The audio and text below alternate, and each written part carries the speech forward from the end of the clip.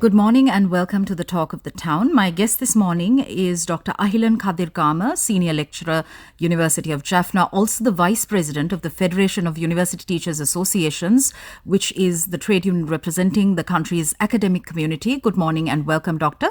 Thank you for having me, Sonali. FUTA has long campaigned for 6% of GDP to be allocated for education, but at present, the education budget stands at under 1.5% of GDP. Speak to us about how problematic this is. Yes, year by year, the allocation for education, that is general education, for school education, as well as university education, has been declining. Sri Lanka is one of the lowest spenders of education compared to even other South Asian countries. So this is a very worrying situation because this is going to decide the future of our youth and our next generations. So in that context, we were looking for this budget to have some changing direction, but that is not the case.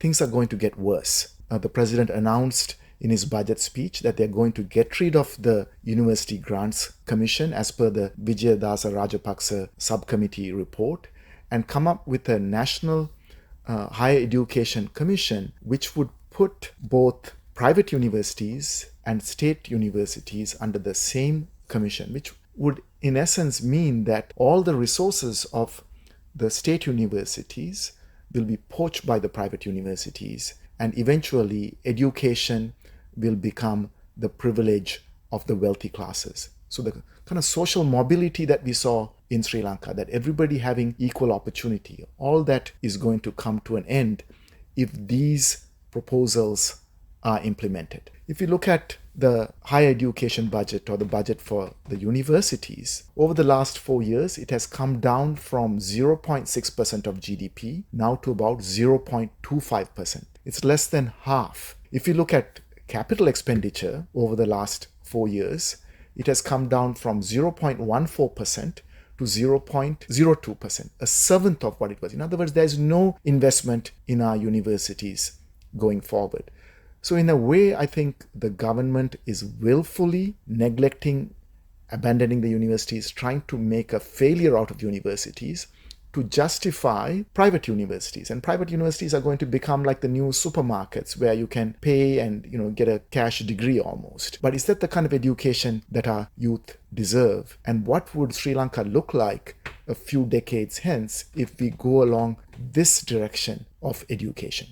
When we look at the role of the budget in furthering social justice, it's important that academics such as yourself, FUTA, other key stakeholders need to work collaboratively with the policymakers, with the government to ensure and enable, in this context, that the education paradigm is protected and that it is not sabotaged by commercial interests, for example.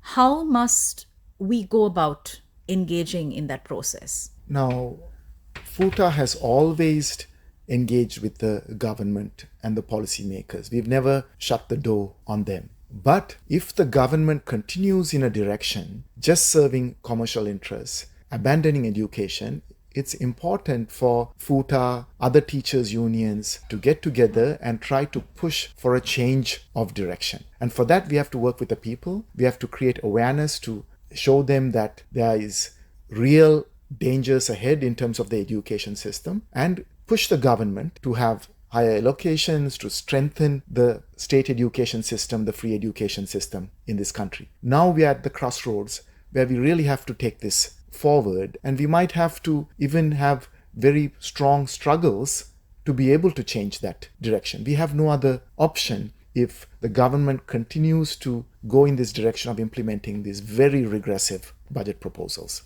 All right. Thank you very much for your perspectives. Dr. Ahilan Kadirgamar, Senior Lecturer, University of Jaffna. Thank you for your time. Thank you. Thank you, and it's back to the studio.